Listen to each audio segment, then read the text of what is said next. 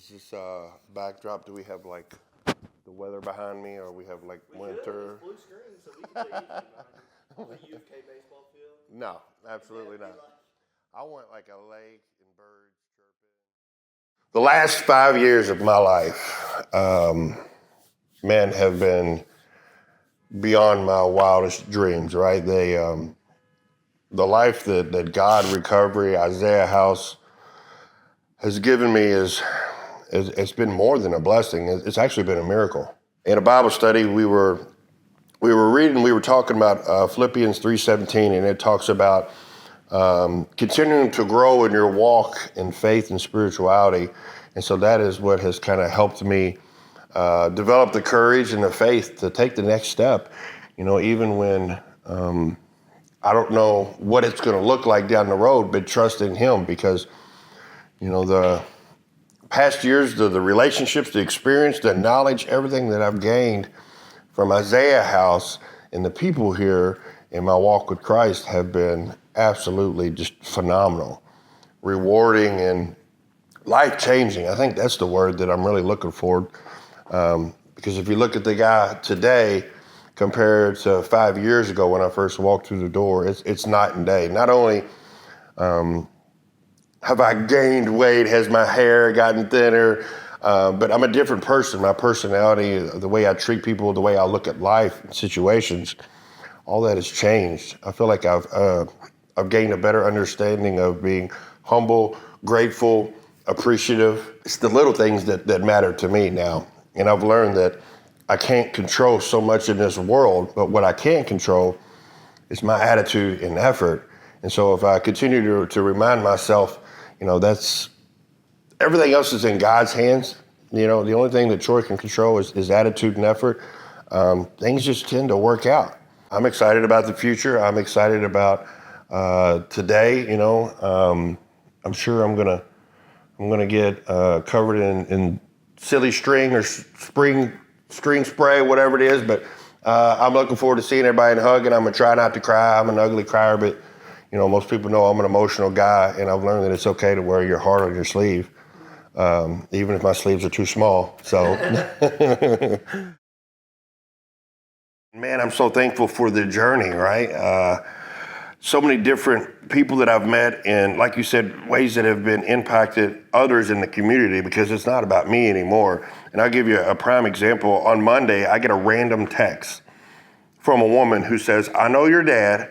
I saw your video. My son needs help and with alcoholism." And so this is a person, I didn't have her number saved in my phone. I don't know how she got my number. But to give me a compliment like that and say, "I trust in you, what do we do?" That was the greatest achievement or award of recognition that I could ever ask, because that right there is what God is doing for me, what I couldn't do for myself. And that's really, you know, talking about His impact in recovery and in my life. And, you know, that's something too, you mentioned the past 3 or 4 months have been so much fun. Like this job has been amazing. I love it to be able to step up on stage or a platform and not be afraid or ashamed of what I've been through or who I am today. Has really given me the strength and the confidence to speak about Christ in my life and what He has done for me. And if anything, I just try to be a voice of hope to others that, you know what, if you're struggling, or if, you know, you don't see a way out, you know, there is hope. And, you know, in the Bible, it talks about life will have trials and tribulations, but in His name, you will find peace. And so I have lived that, actually went through that. You know, I actually have a fear of speaking in public, but God worked through me to get through that. And I was raised where our family, we didn't talk about like what was going on, you know, issues. But God has given me the strength and the courage to step out and say, it's okay, you know, to speak about, you know, some of the things you're dealing with and some of the hurts, habits, hang-ups, all that stuff, because I want people to know that in Him, you know, you can get through this, that you can find hope in Jesus Christ. The greatest blessing, number one, is sobriety, right? I'm able to have a life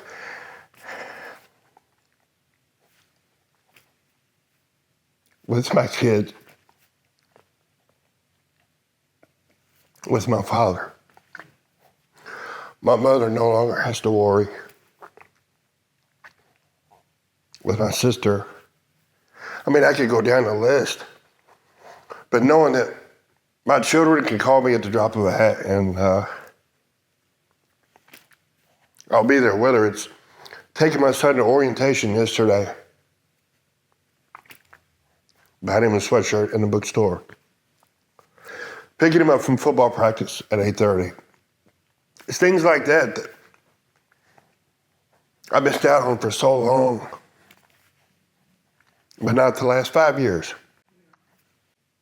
I just want to take a minute to thank God, to thank you, the people here. You know, it's not easy making a big decision in life, but trusting in Him and treating people the right way is what I think has helped